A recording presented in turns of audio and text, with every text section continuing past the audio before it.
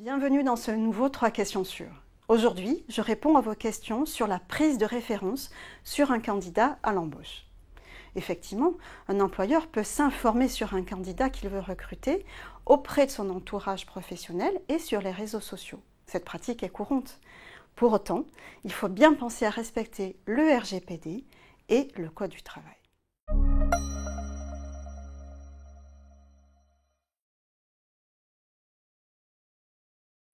Un recruteur ne peut recueillir que des informations professionnelles auprès de l'environnement professionnel du candidat. En effet, les informations recueillies sur un candidat ne peuvent servir qu'à apprécier sa capacité à occuper l'emploi proposé ou à évaluer ses aptitudes professionnelles. Elles doivent présenter un lien direct et nécessaire avec cette appréciation ou cette évaluation. Par exemple, il est permis de collecter des données sur les expériences professionnelles du candidat. En revanche, il est interdit de s'informer sur sa situation de famille.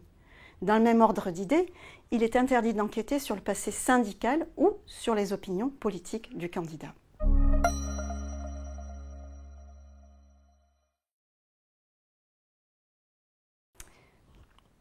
Un recruteur peut s'informer auprès du supérieur hiérarchique, auprès de collègues. Il peut aussi se rapprocher des maîtres de stage, des anciens étudiants de l'école ou de l'université du candidat. En revanche, collecter les données de référence personnelles pour mener une enquête de moralité serait à mon avis excessif et illicite. J'en profite ici pour souligner qu'il faut informer le candidat avant d'interroger son entourage professionnel. Il faut aussi l'informer sur les catégories de données personnelles qu'on va collecter. Par exemple, des informations sur son cursus universitaire et ou professionnel. Bien sûr, un recruteur peut consulter le profil public d'un candidat publié sur les réseaux sociaux ou sur des sites internet dédiés à des échanges professionnels. Les règles relatives au traitement des données personnelles sont inapplicables si le recruteur s'en tient à cette seule consultation. En revanche, s'il va au-delà, en enregistrant les profils consultés, par exemple pour alimenter sa CVTech, alors il doit respecter l'ensemble des règles applicables aux données personnelles et à leur traitement.